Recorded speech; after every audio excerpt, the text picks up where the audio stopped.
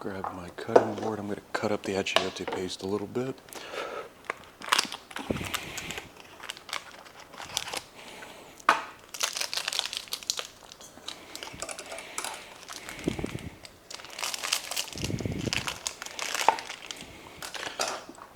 I'm in Texas, so I just get it from H-E-B. This stuff was great last time, so I just bought the same one. It's like a few bucks. It's not that expensive.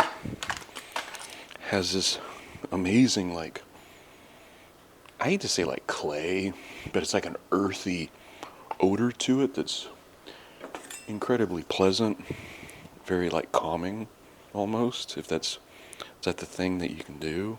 If that's something that it can do, I mean. So I'm just going to cut it into quarters here. Actually, probably even smaller. The smaller the better, the easier it'll dissolve. Actually, let's do it this way.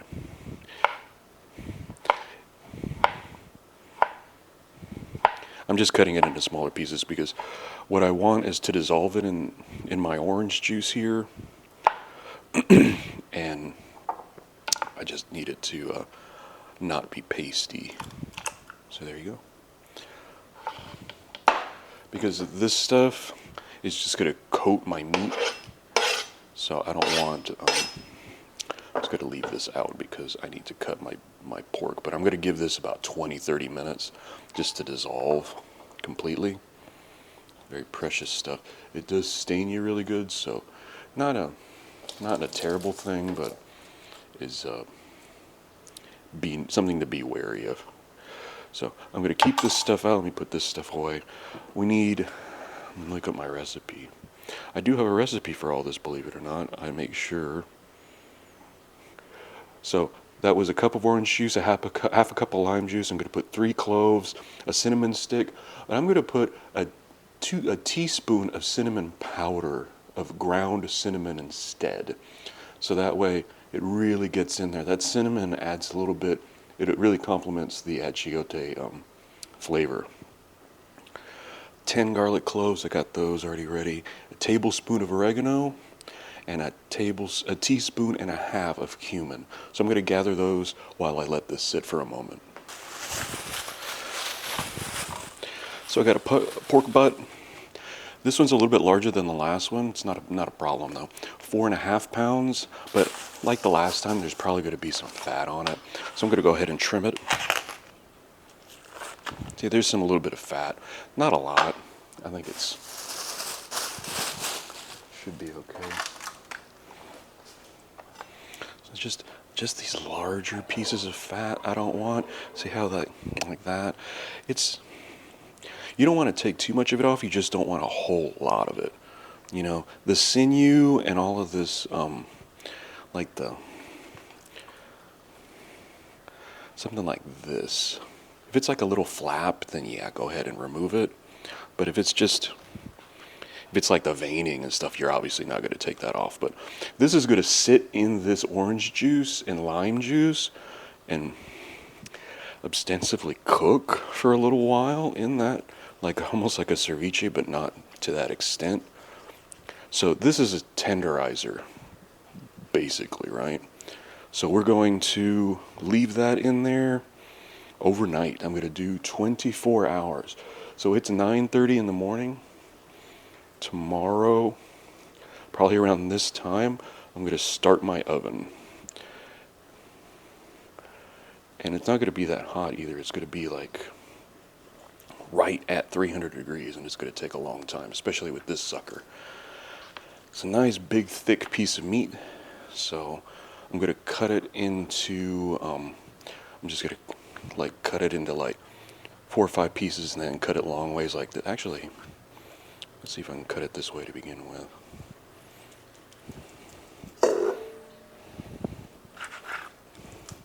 So little, just under an inch, maybe a half inch. I want this so that way you get a large amount of surface area. Large amount of surface area. It'll cook. I'm cooking it slow. It's going to be sitting in this stuff for a while. So I want a lot of surface area so that way you get the flavor, the seasoning, in as many crevices. You could, in theory, just cover this whole piece. I wouldn't. But in theory, you could. It's not going to cook as well. Cutting it into little pieces makes sure it cooks evenly and cooks better, really. You're making a roast, but you're not, I don't know how to describe it. I'm not a professional chef, but doing it in pieces ensures a better cook.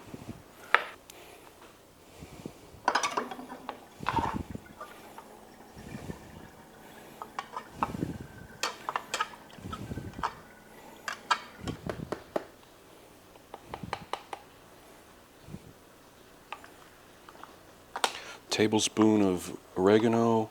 I put a teaspoon and a half of cinnamon powder instead of a cinnamon stick. 1.5 teaspoons of cumin, and three cloves.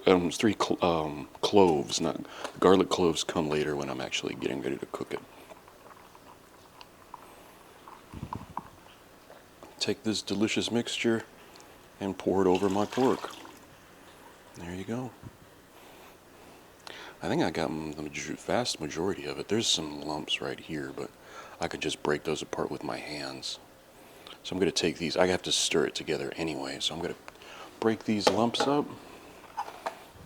So you can see that. It's already starting to get to where I need it to be. I'm just taking, it's like a paste now. It's almost like clay, which has this delicious earthy aroma. Whenever I've gotten it at a restaurant and they bring it to you and that aroma hits you, I always thought it was the rice that had that earthy aroma. It's this, because when I was cooking it a couple weeks ago, I noticed the smell started to hit me about 45 minutes in, and I was like, oh, that's not the rice. That's the actual Pibil odor. It's this delicious earthy odor. It is not spicy at all. It is red as red can get. The color makes it look spicy. This is not spicy at all. Has a delicious savory flavor, but not spicy. You add spice however you want. You can make I use just like salsa, just basically ball like a salsa, put on top with my onions. But just by itself, I just ate it out of a bowl straight. It was delicious. So hopefully I got the same thing going on here. Mix it all together, make sure it's nice, mixed. Push it down, make sure that it's submerged as much as possible.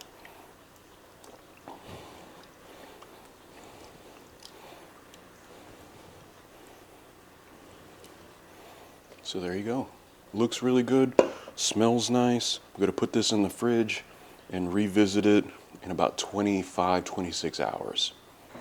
All right, I'm lining the pan with the leaves, with the banana leaves.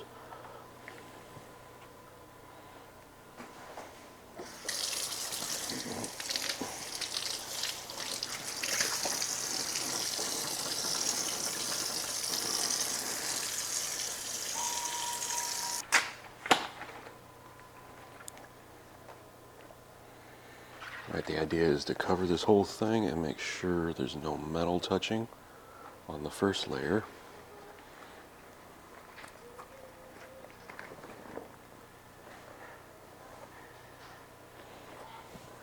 So now we have a little cocoon of banana leaves, and we can get our pork out.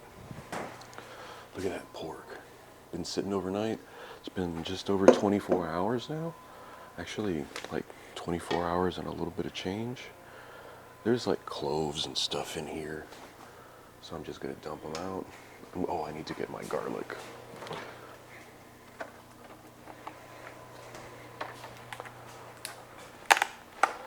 Put the garlic in last. So just gonna take all my pieces and just put them in. I'm gonna try to do a single layer. I don't want to, too much overlap if I can help it, but there's going to be, just because this is a larger cut. Smooshed it all in there nice and flat. A little chunk. Let me make sure. Grab this juice. Make sure it's nice and coated. This precious juice. It's not just to throw away.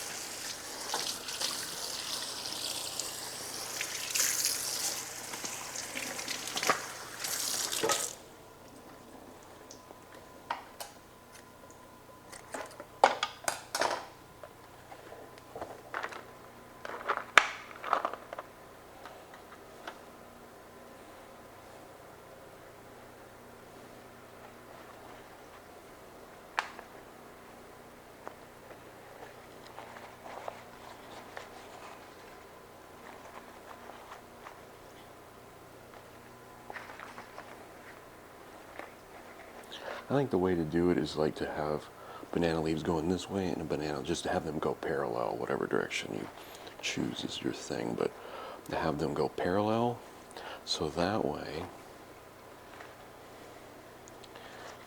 you have overlap and nothing is truly exposed. These banana leaves are wet, they have moisture in them. The moisture in the pork, the moisture in the actual cut stuff itself, and then I'm going to cover it so that way it steams with that heat. So go ahead and put it in my oven. It is 10 o'clock in the morning. I'm going to go for at least 3 hours. I think there's a little bit more, so I'm going to go like 3:15, 3:20, and then check it then. Should be okay by then. So yeah, let's get started. Alright, we got less than a minute. I'm going to take it out. It smells really good, so I think we're in good shape.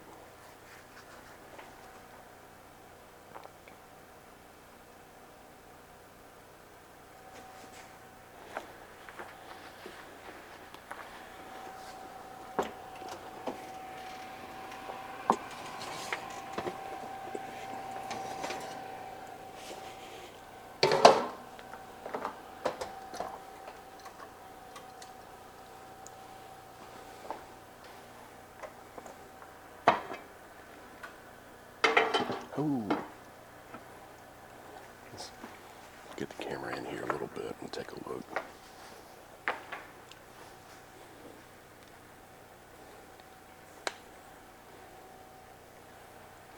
So you can see, got a fork. Take a bite of this tortilla, I'm hungry. Smelling this has made me hungry. I just finished making the tortillas, so.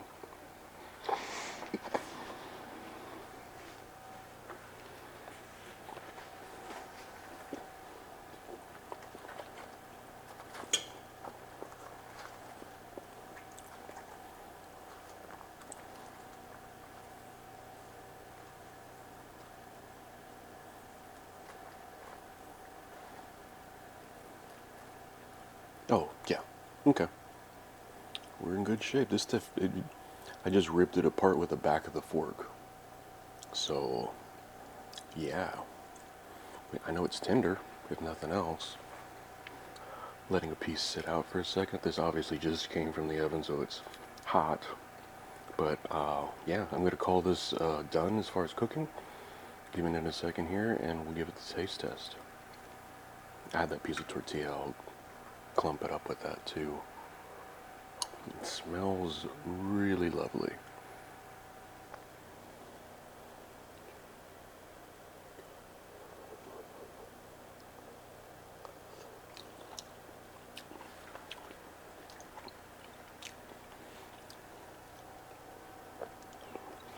Flavorful, tender, soft. It just melts in your mouth. The fork, I pushed the fork back into a piece of meat and it just fell apart. The crazy thing about this, it seems like exotic or something, maybe, I don't know. It always felt like a whoa, I get that at a restaurant type thing. I don't know how to explain it, but this is like a mainstay for a lot of people, and understandably, it's rather simple to prepare, and then it just takes time. You know, just plan on this 3.5 hours. You're just the stove's gonna be on, so just watch a podcast or something. Anyway, oh yeah, definitely have a winner here. Go let it rest for a little bit, but not long, probably like 10 minutes just to gather everyone around and let's start eating. My wife is probably smelling it. She's ready to eat. I know I am. I'm going to eat right now. So, what you need to be Pibil, second time around, it's great. I'm looking forward to eating all of this.